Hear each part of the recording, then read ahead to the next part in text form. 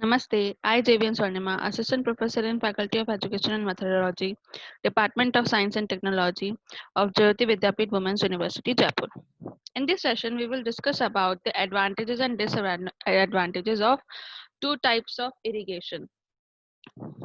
Basically यहाँ पे हम किस टाइप ऑफ इरिगेशन की बात कर रहे हैं हम जो हमारे मेन इरिगेशन थे यानी कि हमारा जो फ्लो इरिगेशन था और लिफ्ट इरिगेशन था उसके एडवांटेजेस और उसके डिसएडवांटेजेस की बात कर रहे हैं अब जैसे कि हमने पढ़ा था कि फ्लो इरिगेशन क्या था बाय ग्रेविटी के उससे था और जो लिफ्ट इरिगेशन था वो सिंपली क्या था वेल इरिगेशन था यानी कि जो हमारा अगर मैं सिंपल भाषा में कहूँ तो जो कुएं होते हैं या जो ट्यूबवेल्स होती है उनकी मदद से जो इरिगेशन होता है उसको हमने क्या नाम दिया था लिफ्ट इरिगेशन के नाम से हमने उसको दिया था। ठीक है, और फ्लो इरिगेशन में हमने कहा था कि दो टाइप्स की होते हैं, पैरेनल और इंड्यूशन। पैरेनल में हमने क्या कहा था कि अगर जहां पर हमको क्या चाहिए, जहां पर भी जितनी क्रॉप की रिक्वायरमेंट है पानी की पूरे टाइम ऑफ उसके क्रॉप पीरियड के, तो हमको उतना पानी हम उसको दें, उसके अलावा उससे ज्यादा हम उसको पानी ना दे सकें। उसमें वो क्या था, मतलब कंट्रोल किस में कर सकते हैं हम, पैरेनल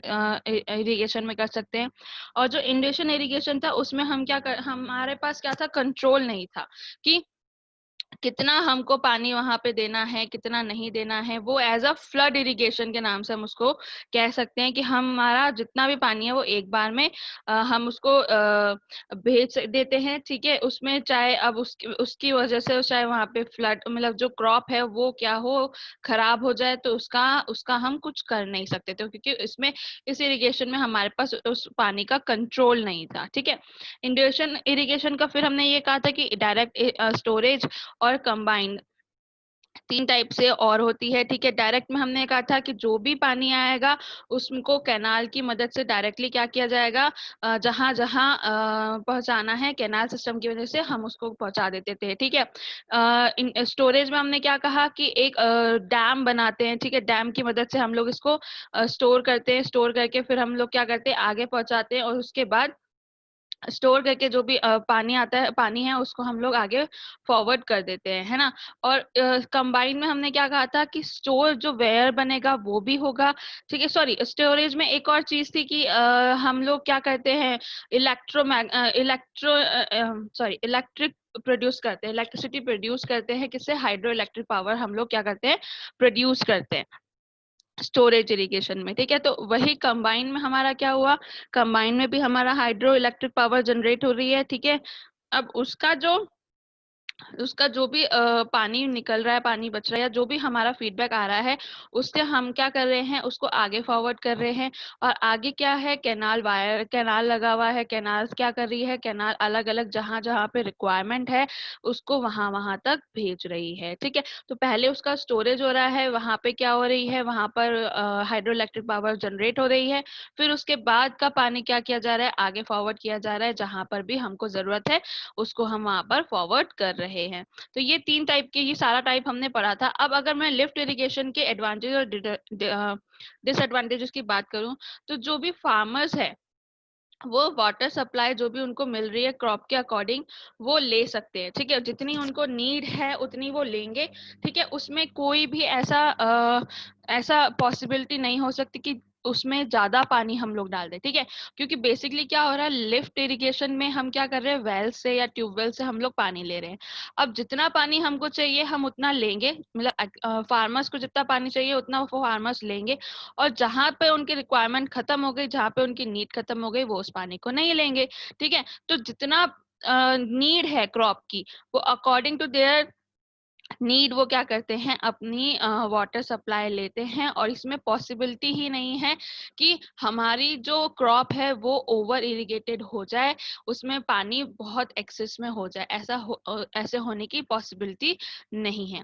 ठीक है, ये इसका एडवांटेज है। लिस्ट डिसएडवांटेज में अगर मैं बात करूँ तो वाटर टेबल अगर बहुत लो है, ठीक है, तो हमारे लिए लिफ्ट इरिगेशन प्रॉब्लम कर सकता है, क्योंकि वहां पर उतना पॉसिबिलिटी नहीं है कि जितना पानी हमको चाहिए सरफेस इरिगेशन में उतना पानी हमको मिल सके।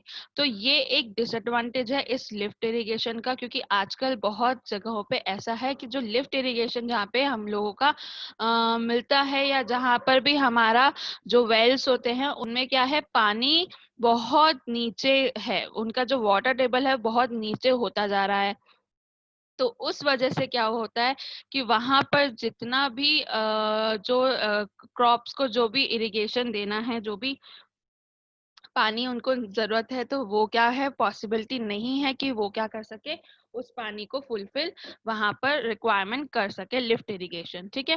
इसके बाद मैं बात करती हूँ फ्लो इरिगेशन की, सॉरी लिफ्ट इरिगेशन की। लिफ्ट इरिगेशन क्या है, इसी में एक और पॉइंट है कि वाटर जो है डायरेक्टली अप्लाई होता है फील्ड में, इसमें लॉस नहीं होता। इसका एडवांटेज ये भी है कि इरिगेशन में क्या होता है, जो भी इस लिफ्ट इरिगेशन में जो भी वाटर है डायरेक्टली हम उसको यूज कर रहे हैं, कहीं पर भी सीपेज या कन्वेंस की वजह से कोई भी इशू क्रिएट नहीं होगा और ना ही वाटर का लॉस होगा। ठीक है।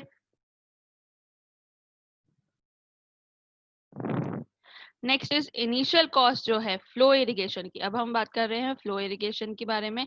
तो इनिशियल कॉस्ट जो है फ्लो इरिगेशन सिस्टम की, वो बहुत हाई होती है। ठीक है। कंस्ट्रक्टर हमको क्या क्या कंस्ट्रक्शन करना पड़ता है, वहाँ पे डैम्स बनाने पड़ते हैं, वायर्स बनाने पड़ते हैं, अदर हाइड्रोलिक स्ट्रक्चर्स बनाने पड़ते हैं, canal, headwork, silt excluder, ejector, बहुत सारी चीजें हैं। ठीक है। जो हम आगे पढ़ेंगे कि ये सारी चीजें क्या होती है, तो ये सारी चीजें हमको बनानी पड़ती हैं। तो उसके लिए हमको क्या चाहिए, बहुत ज्यादा पैसा चाहिए। बट लिफ्ट इरिगेशन में क्या है, इनिशियल कॉस्ट लो लो होती है और इतने सारे हाइड्रोलिक स्ट्रक्चर की हमको जरूरत नहीं पड़ती। अगर मैं वाटर लॉस की बात करूँ, तो वाटर लॉस क्या है, जो हमारी लिफ्ट इरिगेशन है उसमें कम है। जैसे कि मैंने कहा, ड्यूटी ऑफ वाटर जो है वो बहुत हाई है। सॉरी, मेंटेनेंस जो है जो फ्लो इरिगेशन की, वो बहुत ज्यादा हाई होती है लिफ्ट इरिगेशन से। ठीक है।